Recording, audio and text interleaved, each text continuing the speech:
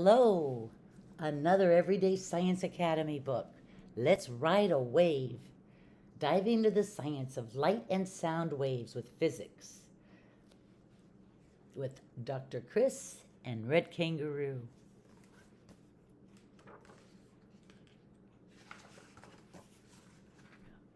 What a perfect summer day to be at the beach. Red Kangaroo loves watching the waves. It's so relaxing. I wonder if the waves ever stop, she thinks to herself. I'll ask Dr. Chris. Dr. Chris is in his lab, setting up several things on a table to help answer her question. The waves never stop, he says. Nature makes all types of waves in so many different sizes. All of these things make waves, too. Really? Red Kangaroo asks. I guess I need to learn some wave physics. First, let's start with the definition of a wave. Dr. Chris says, a wave is any repeating pattern. When we measure the space between each high point, that is called the wavelength. Oh, I get it, Red Kangaroo exclaims. So some waves will have short wavelengths and some have long ones. That's right, Red Kangaroo, Dr. Chris replies. Let's go back to the beach to investigate. Ocean waves are an example of waves you can easily see in nature, Dr. Chris explains.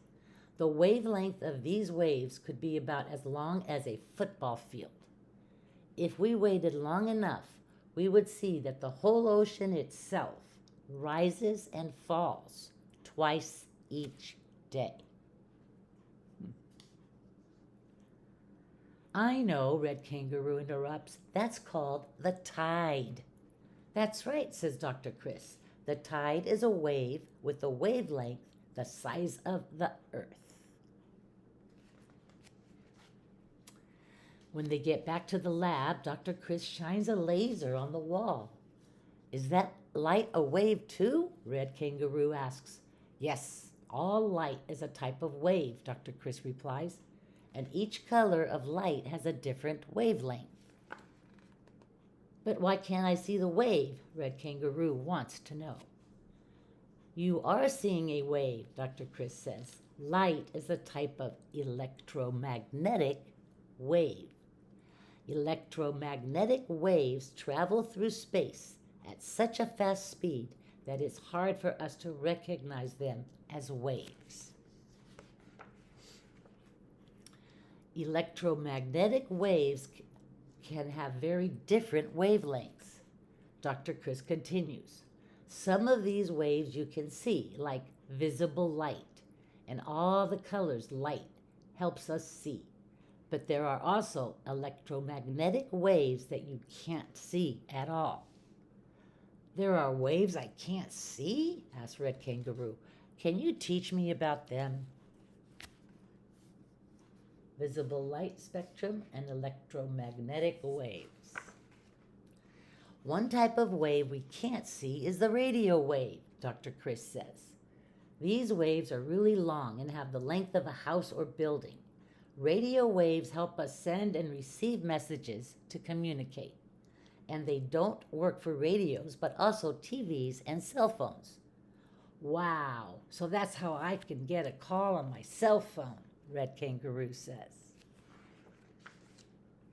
Another wavelength we can't see is the microwave, says Dr. Chris. These waves are smaller than radio waves and are often used for cooking. They bounce around to make my hot chocolate warm. Yum, says Red Kangaroo.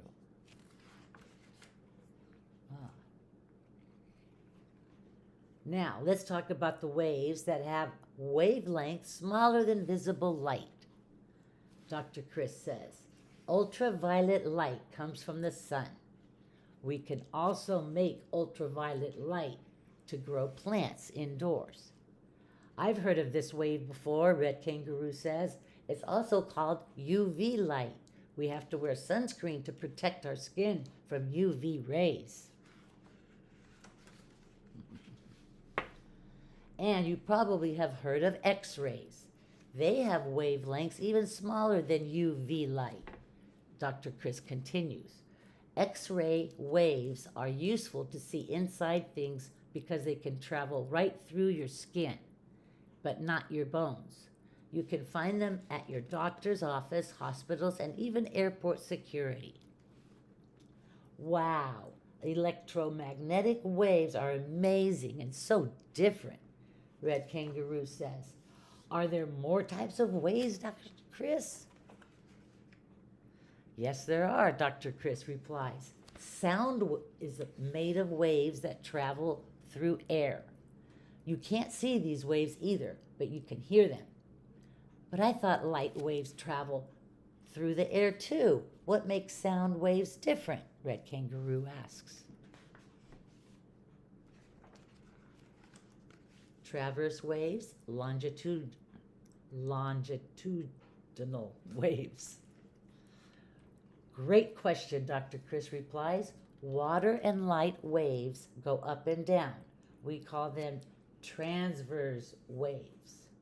But sound waves go in and out and are called longitudinal waves.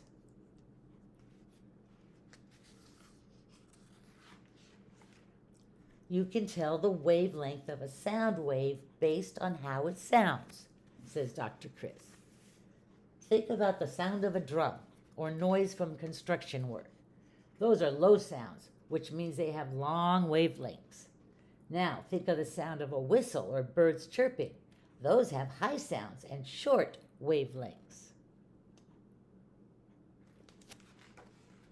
Wow, Dr. Chris, I've learned so much about waves today, Red Kangaroo says.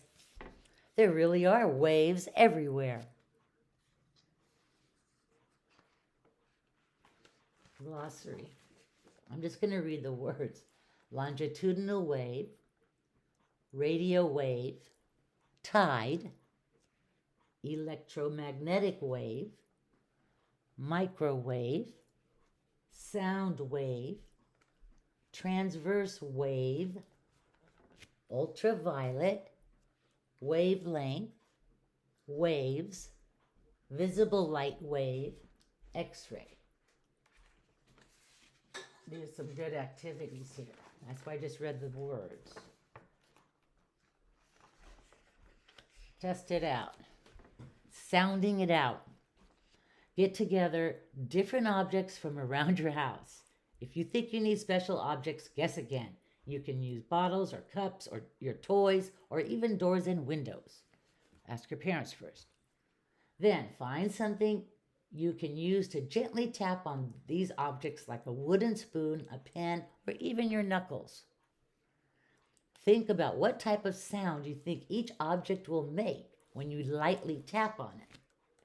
Make a prediction and try to list them in order from lowest to highest wavelength.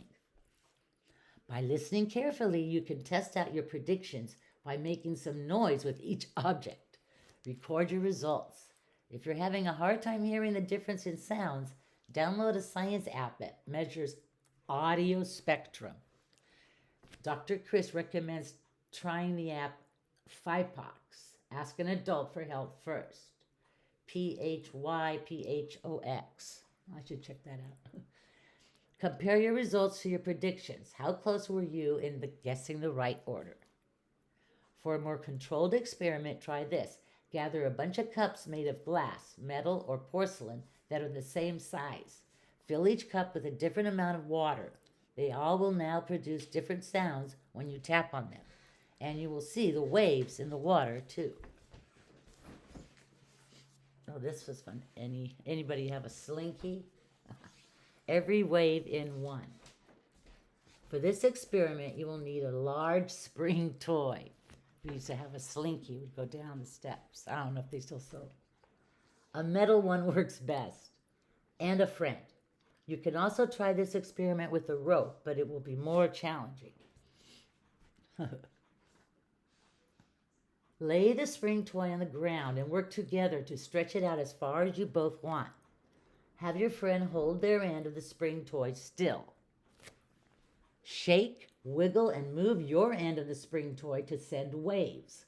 Try moving it in as many different ways as you can think of to create both transverse and longitudinal waves. Longitudinal.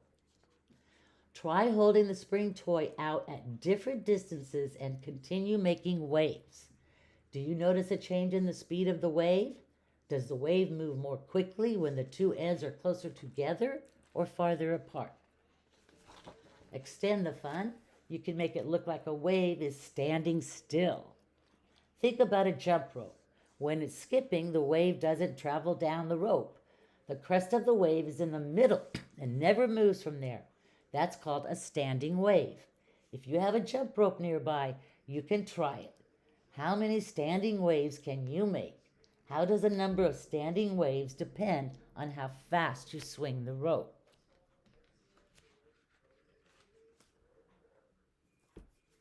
Thank you.